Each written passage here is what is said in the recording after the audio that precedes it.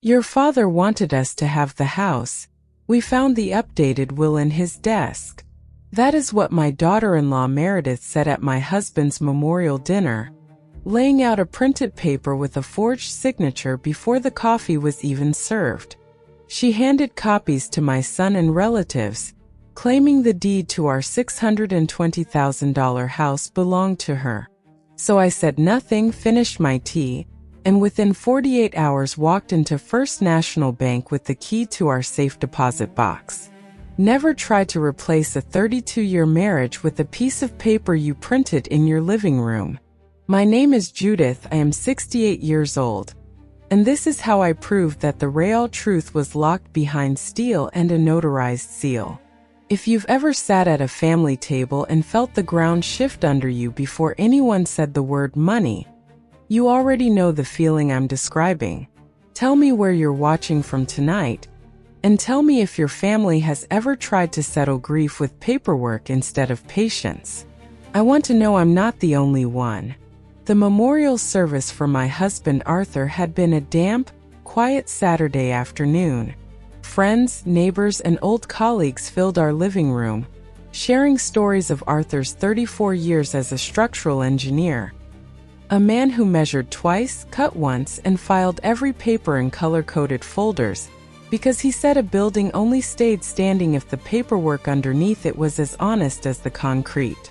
I had spent almost as many years, 34 of my own, as a senior auditor for the county clerk's office, which meant I had read more forged, altered, and mistaken documents than most people see in a lifetime. Arthur used to say we made a match set. He built things that had to hold weight, and I caught the papers that lied about what they were. We were not a flashy couple. On Sunday mornings, Arthur would read me the boring parts of the newspaper out loud just to hear me argue with him, and once a year, every April, he'd take me back to the lake where he proposed, more out of habit than romance by the end, but a habit I never once wanted him to break. The last time we went, 5 months before he died, he stood at the edge of the water with his hands in his pockets and said, "I never once had to check your work, Judith, in 32 years. I laughed and told him that was because I never let him see the parts one got wrong. He said that was exactly his point. I tell you this not because it matters to what happened next, but because I want you to understand what was actually being stolen at that dinner table. It was never only a house. It was 32 Aprils at that lake, and a man who trusted me enough to say so out loud. By 6 that evening, the guests had gone, leaving only immediate family around our heavy oak dining table. My son Gregory, his wife Meredith, my younger sister Martha, and myself. I want to be honest with you, before that evening I believed Meredith and I simply had different styles of showing love. She was efficient. She liked plans, timelines, printed agendas even for holidays, color-coded the way Arthur color-coded his folders. Except his were built to protect the family and hers, I would come to learn, were built to move money out of it. A few weeks before Arthur passed, she had asked me, almost in passing while refilling my water glass, what the house was worth on paper these days. I remember answering her honestly, the way you answer a daughter-in-law you're trying to trust. I did not think about that question again until the night everything else happened. I had just poured fresh tea when Meredith cleared her throat, reached into the same black leather portfolio she carries to every family gathering that has anything to do with paperwork, and unsnapped the clasp. I'd seen that portfolio at Thanksgiving, at Gregory's birthday, at the hospital waiting room twice in Arthur's final month. I had never once seen what was inside it until that night. "Judith," Meredith began, her voice carrying a practiced, solemn tone. "While Gregory and I were going through Arthur's home office yesterday morning, we found something in his bottom desk drawer. We felt it was best to bring it out right now, just to make sure we are managing the estate properly." She opened the portfolio and slid a stapled, 3-page document across the polished wood toward me.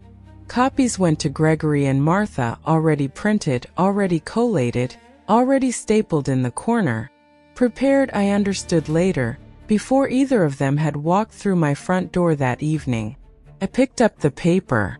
At the top, in bold sans serif font, it read, First Amendment and Codicil to Last Will and Testament of Arthur E. Vance.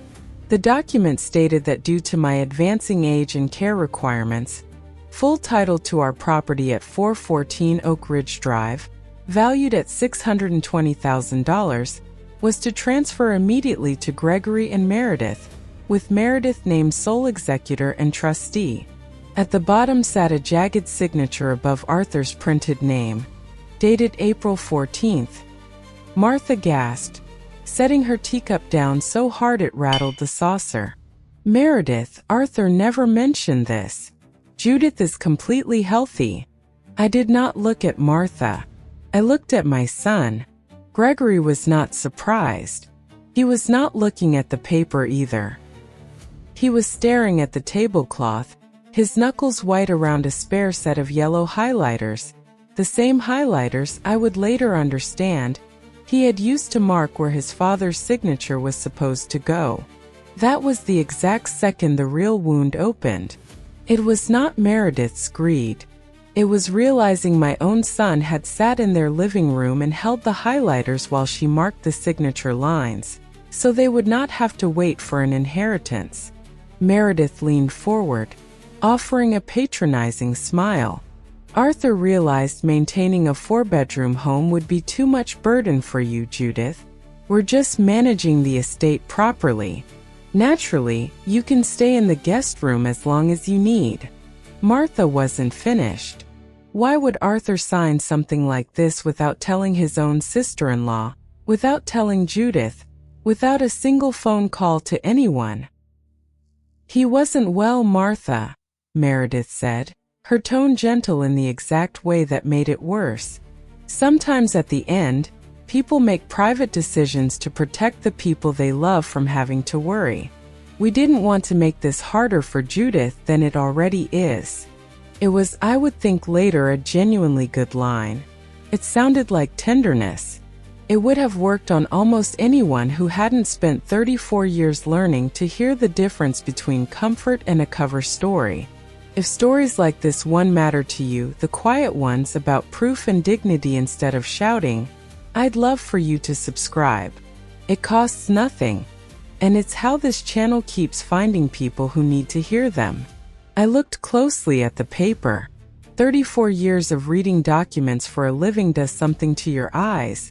You stop seeing sentences and start seeing seams.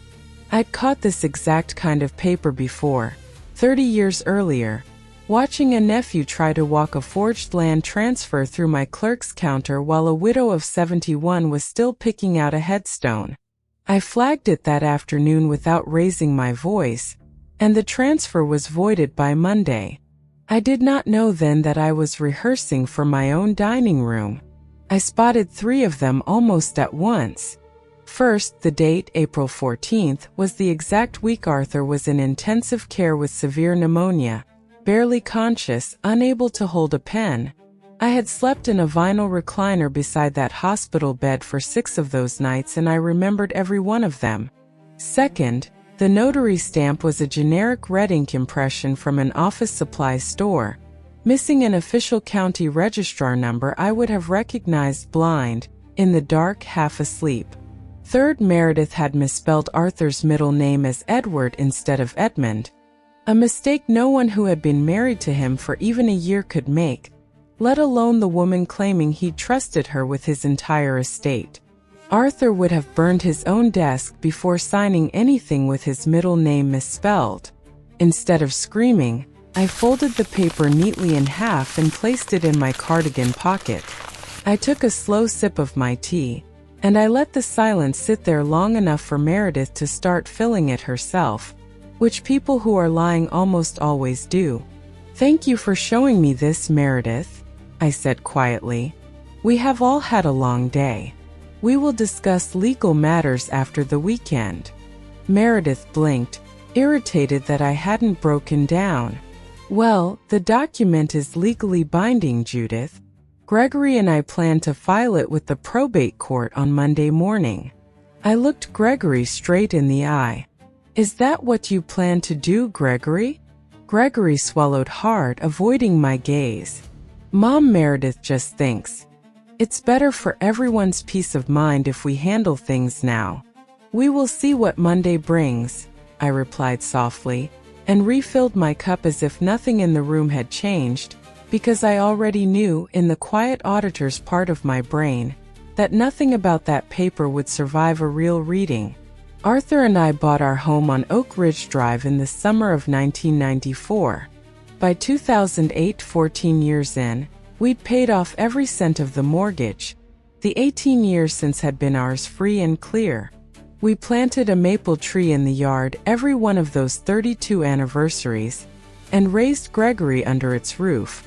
That night, after Martha had gone home and Gregory and Meredith's car had pulled out of the driveway, I did not lie awake in tears.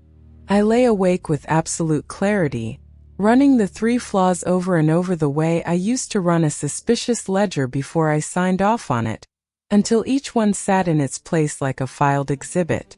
Sunday morning, before I had even finished my coffee, the phone rang.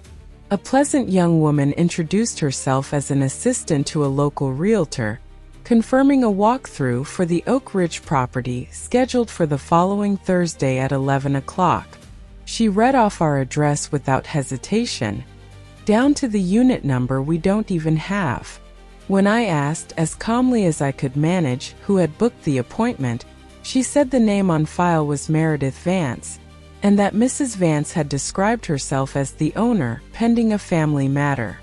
I sat very still with the phone against my ear, looking out at the maple trees Arthur and I had planted one anniversary at a time. The codicil wasn't a grieving woman's mistake. It was paperwork built to cover a sale that had already been set in motion days, maybe weeks, before that portfolio ever came out at my table. I asked the assistant to hold the appointment, thanked her, and said nothing more. Then I wrote the date, the time, and her name on the back of an envelope, the way I used to log evidence before it could disappear. I called my sister Martha that afternoon and told her about the phone call.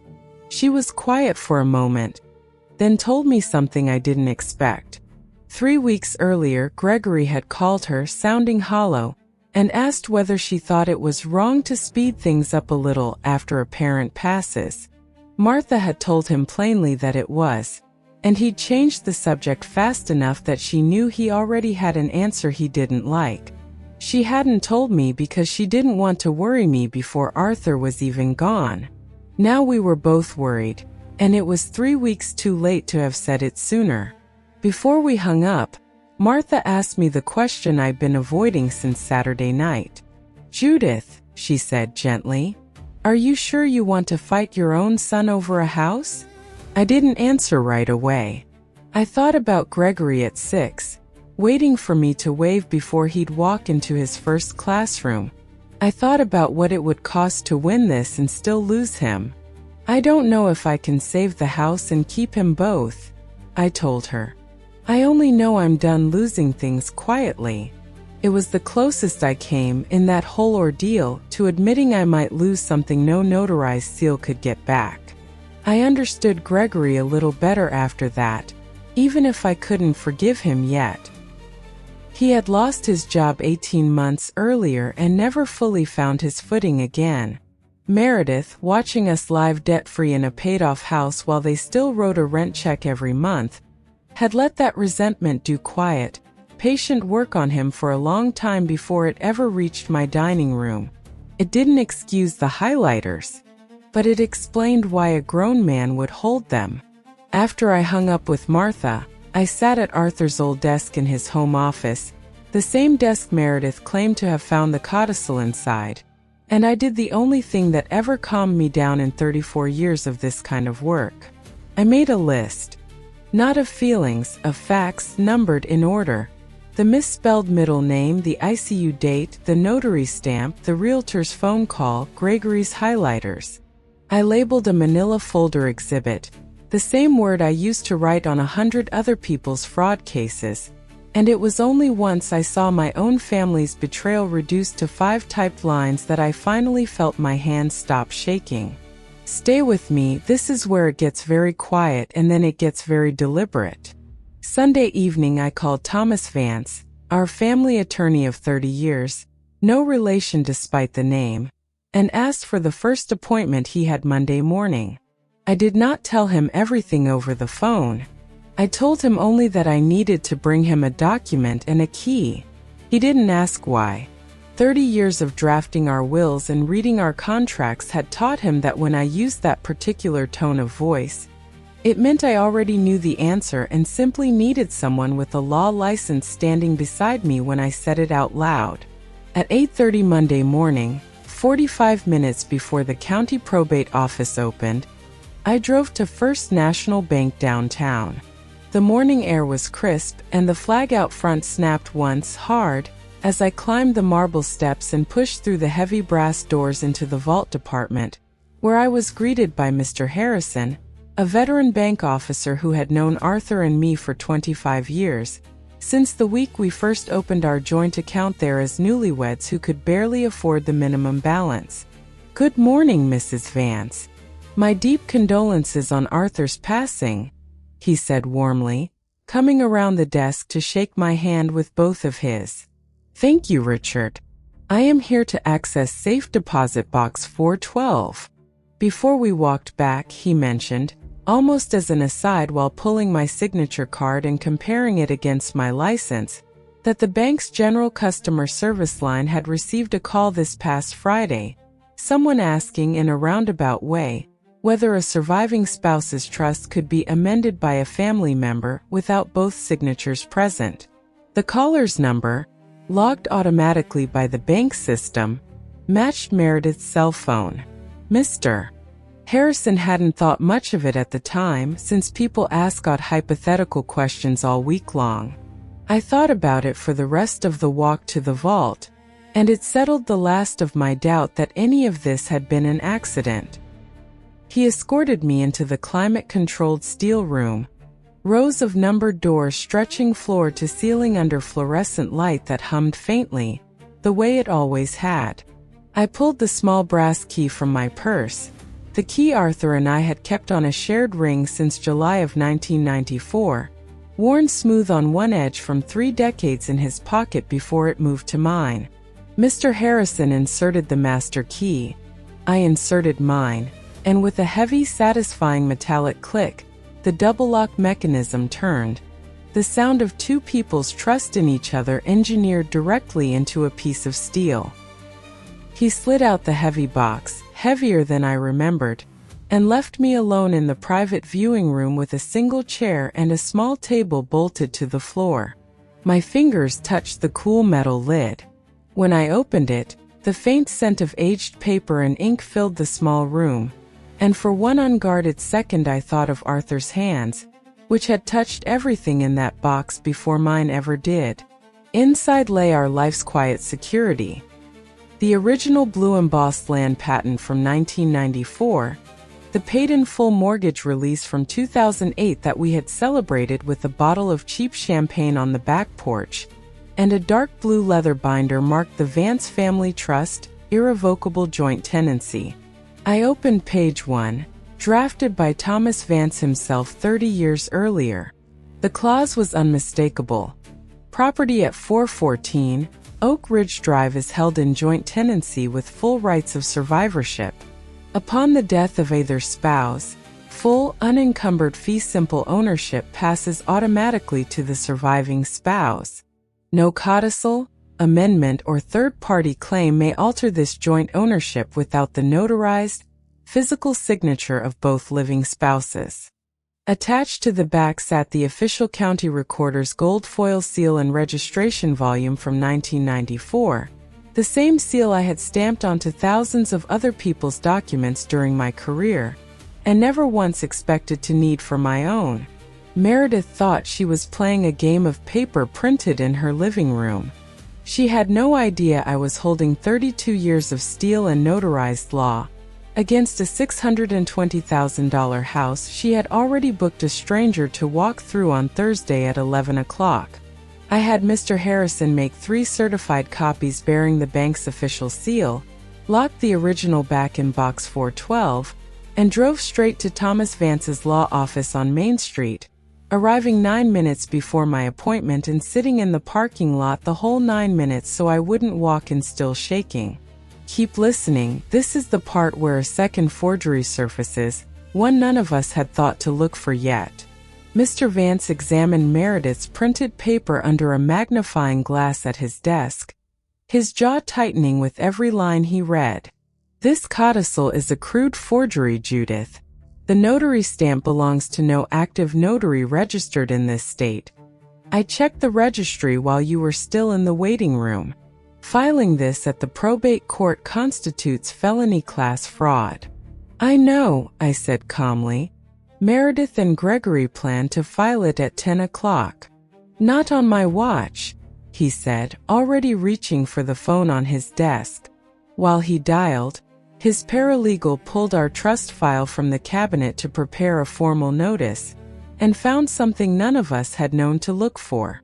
Dated the same week as the codicil, while Arthur was still in that ICU bed, unable to sign anything, a change of beneficiary form had been submitted to his life insurance carrier, attempting to redirect a $180,000 payout from me to Meredith directly.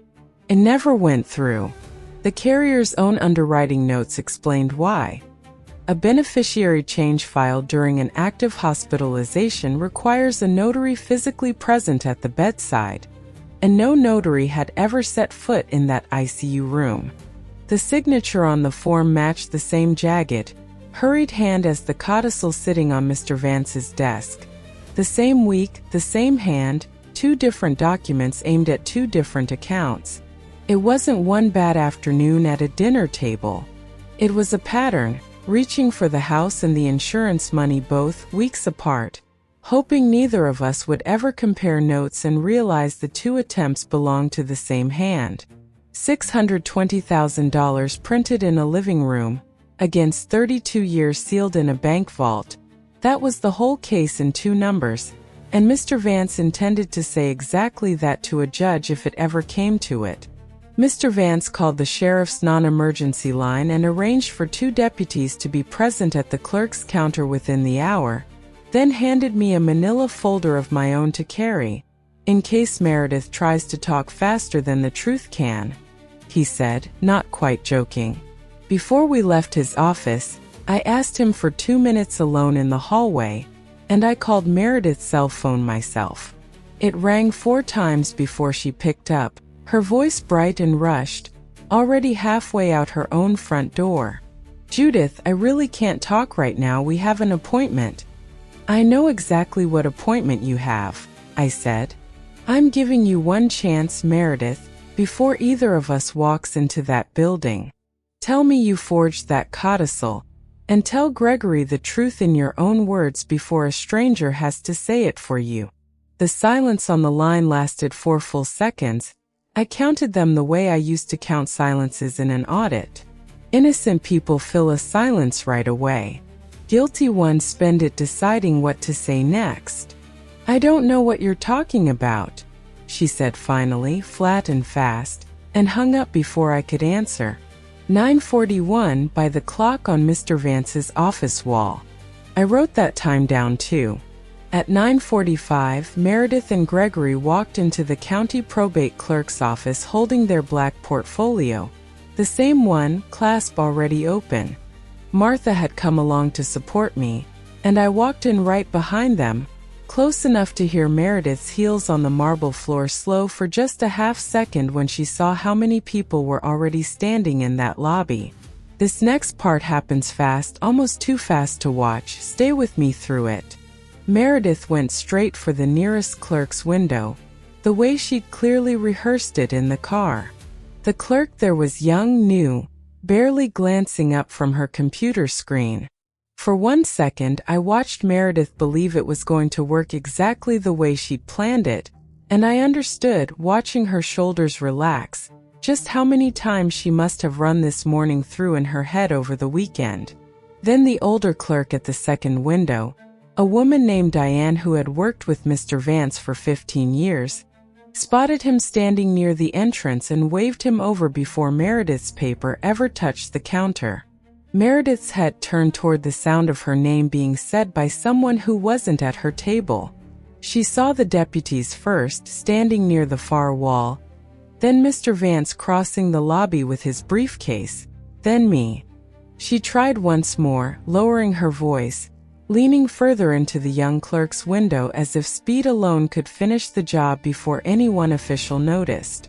The young clerk, sensing something was wrong without knowing what, hesitated with her hand on the stapled pages and did not take them. Meredith straightened up and tried a different angle. "On what authority are you stopping me from filing a legal document?" she said, louder now, pitching her voice for the room instead of the clerk. The same trick that had worked on me at my own dining table, aimed now at strangers who had no reason to be moved by it. I did nothing. 2 deputies worked for the sheriff, and Mr. Vance worked for me. Meredith turned to Gregory next, low and fast. "The way you speak when you can feel a room slipping away from you. Go talk to him. Go tell him this is a family matter, that he's overreacting." Gregory did not move from where he stood. It was the first time in that entire ordeal that he refused her outright, in front of witnesses, and I watched something in Meredith's face register that lost before she'd even finished losing the room itself. "I called you at 9:41, Meredith," I said quietly, before Mr. Vance could speak. "I gave you the chance to say that to me privately. You hung up instead." Meredith's mouth opened and nothing came out. It was the first time all morning she didn't have a line ready. "Meredith," Mr. Vance said, his voice carrying easily across the marble hall, calm and unhurried in a way that made her raised voice sound worse by comparison. "Before you present any documents to this clerk, I need you to read a formal notice of fraudulent claim."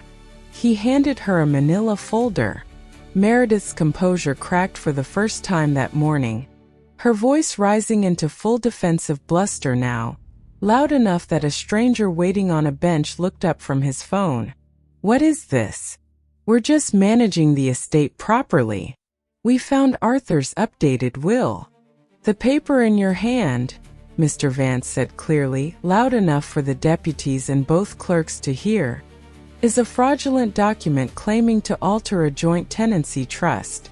The original certified deed for 414 Oak Ridge Drive is held in Safe Deposit Box 412 at First National Bank under joint survivorship. Under state law, the home passed automatically to Judith Vance the moment Arthur passed. It never enters probate. It cannot be willed away.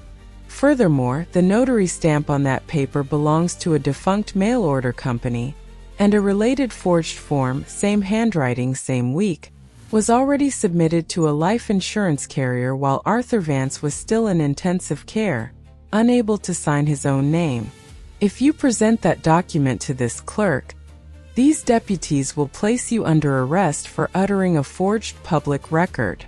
Meredith looked at the deputies, then at Mr. Vance, then finally at me. Every ounce of practiced composure that had filled my dining room a week earlier drained out of her face in front of a lobby full of strangers who had nothing to do with her and would forget her by lunchtime, which somehow seemed to bother her more than anything else that morning. Gregory stepped back, his voice trembling. "Mom," Meredith said. Meredith said it was just a legal formality to speed things up. I looked at my son. "You knew she printed it, Gregory. You sat at her desk and held the highlighters while she marked the signature lines." Gregory's eyes filled with tears, his shoulders finally caving under something he had been carrying since that dining room. "I'm sorry, Mom. I did not think it would go this far." "Now you know," I said, my voice steady as stone. One of the deputies stepped forward and asked Meredith, plainly, to hand over the document. She looked at it in her own hand for a long second, as if she'd forgotten it was still there, and then gave it up without a word. Evidence now, not leverage. I watched him seal it into a clear plastic sleeve and felt something in my chest loosen that had been tight since Saturday evening. Martha stepped up beside me and took my arm. She didn't say anything dramatic. She just stood there, holding on the way you stand next to someone when you finally don't have to explain yourself to them anymore.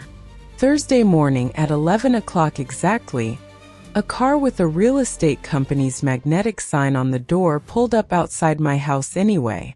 Nobody had thought to cancel the appointment on his end.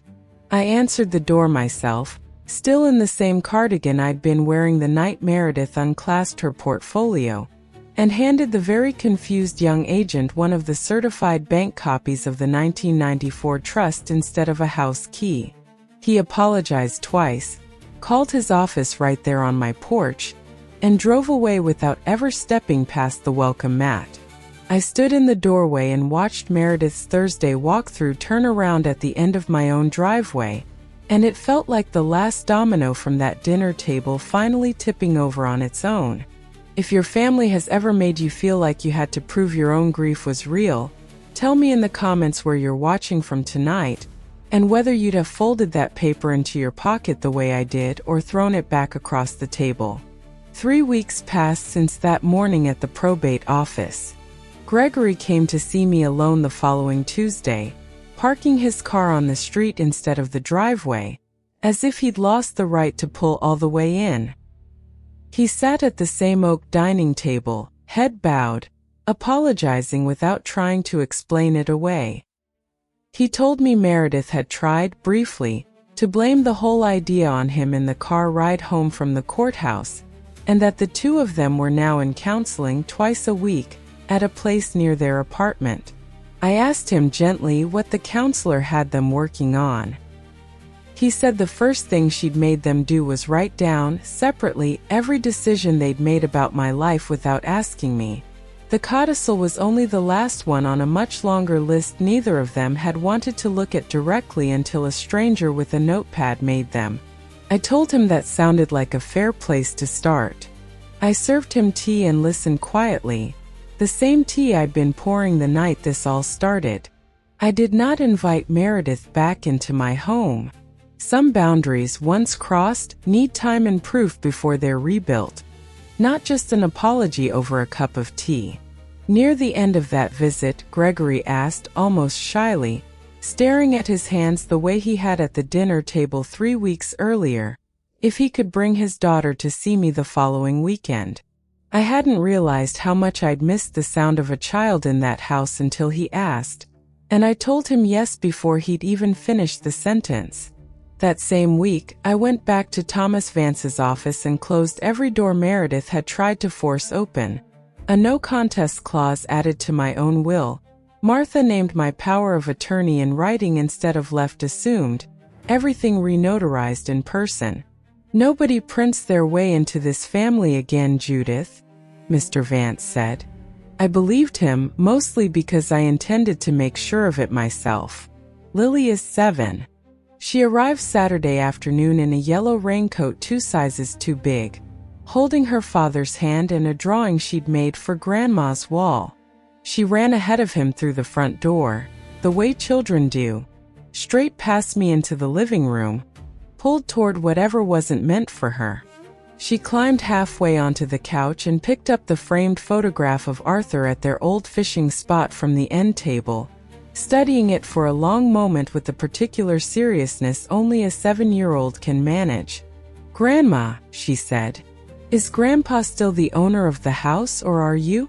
I could have given her the long version, the codicil, the vault, the deputies, the sealed evidence bag, the certified copies, 34 years of reading documents for a living. Instead, I knelt down to her height on the living room carpet and told her the truth in the smallest words I had. "I am, sweetheart. Grandpa and I made sure of that a long time ago, before either of us knew we'd need to. And someday, if you take care of what's yours, so will you." She nodded, satisfied, the way children accept an answer that grown-ups spend entire lifetimes fighting to prove, and went back to spreading her drawing across the kitchen table, already forgetting she'd asked the one question that undid everything I'd been carrying for 3 weeks. Out of the mouths of children comes the plainest version of the truth adults spend pages, and lawyers and safe deposit boxes trying to say. Gregory stood in the kitchen doorway watching her color, And for just a moment before he caught me looking, his face wasn't ashamed. It was just a father watching his daughter be happy in a house that was still, against every printed page Meredith had tried to make otherwise, exactly where it belonged. They stayed for dinner. Lily insisted on setting the table herself, counting out forks the way I imagine she counts everything at 7 years old, careful and proud of getting it right. Gregory washed dishes afterward without being asked, standing at the same sink Arthur used to dry with a towel over his shoulder, and for one quiet hour that Saturday, the house felt less like a place I had defended and more like the place it had always been meant to be. I did not bring up Meredith. Neither did he. Some evenings are for repair, not for accounting. In 32 years of marriage, Arthur and I built a life and a home worth $620,000. Meredith's piece of paper, measured against a real notarized seal and 32 years of honest love, was worth exactly nothing. Greed often walks in through the front door disguised as concern. It carries a black portfolio, a practice voice, and a phrase like managing the estate properly repeated until it sounds like care instead of theft. But truth does not need to shout. Truth sits quietly in a steel box, waiting for someone patient enough to come and open it. The deed hangs framed on my study wall now, beside Arthur's photograph, instead of locked away where no one could see it. I still keep the key to box 412 on the same ring Arthur and I shared since 1994. I don't need to use it again. I just like knowing it's there, and knowing exactly what it once protected. 32 years, reduced in the end to one small brass key that outlasted every printed page Meredith ever brought into my house. My name is Judith Vance. My home is paid for, my deed is clear, and my peace is restored. If someone in your own family ever tries to settle grief with a piece of paper instead of the truth, I hope you remember this. You don't have to raise your voice to win. You just have to know where the real proof is kept and be willing to go get it. Tell me below if you've ever had to prove the truth to someone who should have simply believed you. And if you want more stories like Judith's, stay with us.